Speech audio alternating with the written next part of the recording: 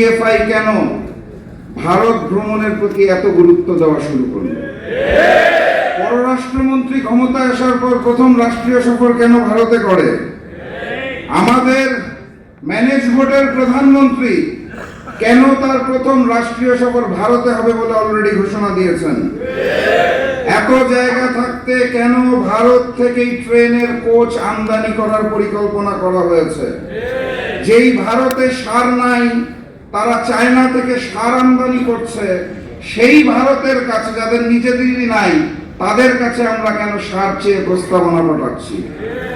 China যখন আমাদেরকে জ্বালানি তেল দিতে চাইলো, সেই প্রশ্নটা আমরা কানে না তুলে, সেই প্রস্তাবটাকে কানে না তুলে কেন ভারতের থেকে জ্বালানি তেলের জন্য আবেদন দিচ্ছি? জুলাই জাদুঘর উদ্বোধন না করার পিছনে কাদের ষড়যন্ত্র চলছে? কেন সন্ত্রাসী সংগঠন ইসকনকে বাংলাদেশে 120 কোটি টাকার জমি মাত্র 2 লক্ষ টাকায় তুলে দেওয়া হয়েছে?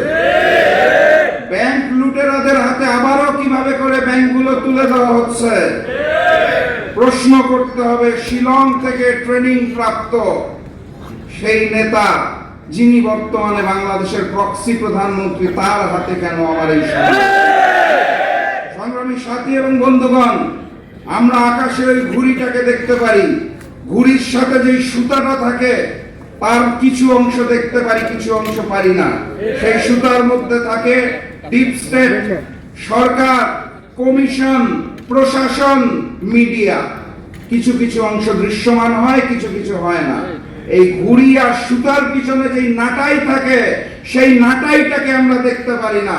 বাস্তবতা এটাই, ক্ষমতার পালা বদলে ওই নাটাইটা এই মুহূর্তে আবারও ভারতের হাতে চলে গিয়েছে। এখন প্রশ্ন করতে পারেন, ভারত কেন গণভোটকে আনতে চাইছে না? কেন তারা জুলাইকে ভয় পাইছে? কারণ খুব সাধারণ, অগাস্ট মাসের 5 তারিখে শুধুমাত্র ফ্যাসিস্ট শেখ হাসিনা এবং আওয়ামী লীগের পতন হয়নি, সেদিন ভারতীয় আধিপত্যবাদ বাংলার জমিন থেকে পরাজিত হয়েছে।